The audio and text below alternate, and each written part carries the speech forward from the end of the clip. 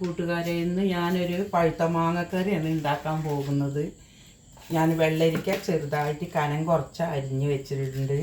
പഴുത്ത മാങ്ങ തോല് പൊളിച്ച് നന്നാക്കി വെച്ചിട്ടുണ്ട്. ഞാൻ ഇന്നൊരു അതിട്ടിട്ട് ഒരു പഴുത്ത മാങ്ങക്കറിയാണ് ഉണ്ടാക്കാൻ പോകുന്നത്. പഴുത്ത മാങ്ങ കിട്ടുമ്പോൾ നമുക്ക് അതുകൊണ്ടൊരു കറി ഉണ്ടാക്കി നോക്കാൻ വിചാരിച്ച് ഇന്ന് അതാണ് ഉണ്ടാക്കാൻ പോകുന്നത്. അതിലേക്ക് നമുക്ക് ഇത് അടുപ്പത്ത് വയ്ക്കാൻ പോകും.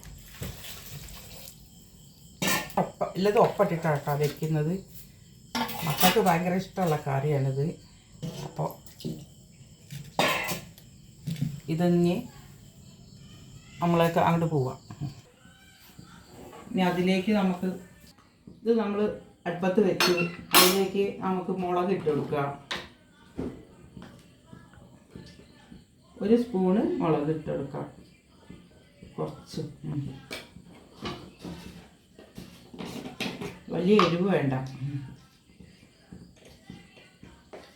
മഞ്ഞൾപ്പൊടി, ഉപ്പ് പൊടി. ഇനി ഇതൊന്ന് വെന്ത് വരട്ടെ. എന്നിട്ട് നമുക്ക് തൈര് ഒഴിക്കണത്. ഇതിലേക്ക് നമുക്ക് തേങ്ങ ചിരകി വെച്ചിട്ടുണ്ട്. നല്ലോണം ഒരു 1.5 തേങ്ങ എടുത്തിട്ടുണ്ട്.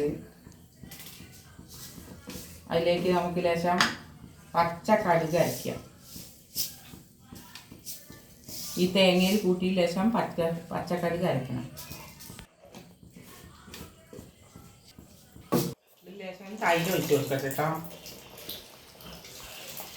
തൈര് നമ്മൾ ഉണ്ടാക്കിയ തൈരല്ല, കടയിൽ നിന്ന് വാങ്ങിയ തൈരാണ്.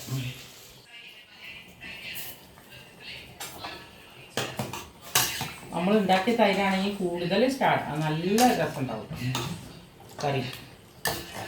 ഇനി ഇതിലൊന്ന് അത് കിടന്ന് ഇങ്ങനെ വേവട്ടെ. കഷ്ണം ശർക്കര ഇട്ട് കൊടുക്കുക കേട്ടോ. അതിൽ ഒരു കുറഞ്ഞ മധുരം വേണം. അതിന് ഒരു ശർക്കര ഇട്ട് കൊടുക്കുക. അത് മധുരം ഉണ്ടാവില്ല. പിന്നെ അത് മതിയില്ലേ.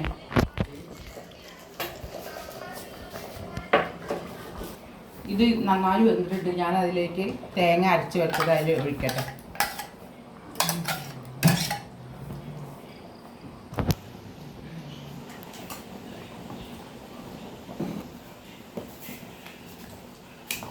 മാങ്ങാക്കറി ഒഴിച്ചു കൊടുക്കാം.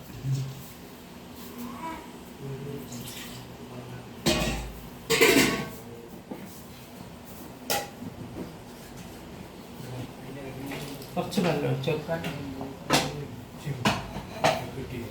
വാങ്ങി വെക്കട്ടോ.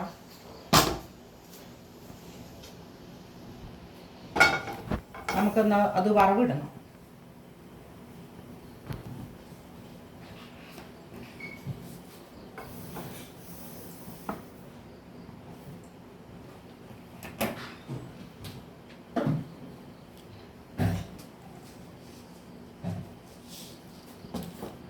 ചൂടായി വരട്ടെ. വറ്റൽമുളകും കടുകിട്ട് നമുക്കത് വറക്കാം.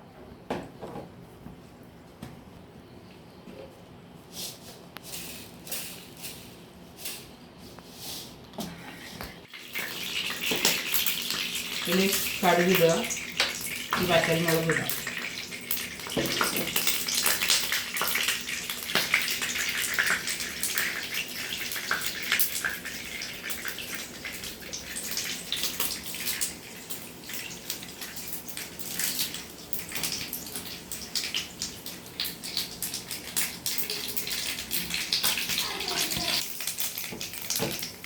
അത് നല്ലോണം മൂത്ത് വരുന്നുണ്ട്. നമുക്ക് ലേശം കറിവേപ്പില ഇടാം.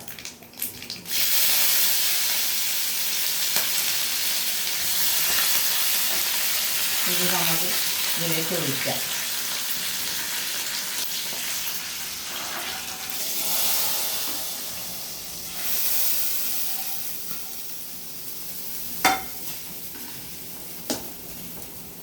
പഴുത്ത മാങ്ങക്കറി റെഡി.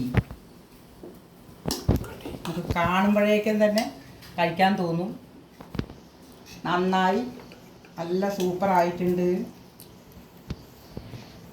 ഇത് ഇതേപോലെ നിങ്ങളൊക്കെ ഒന്ന് ഉണ്ടാക്കി നോക്കൂ.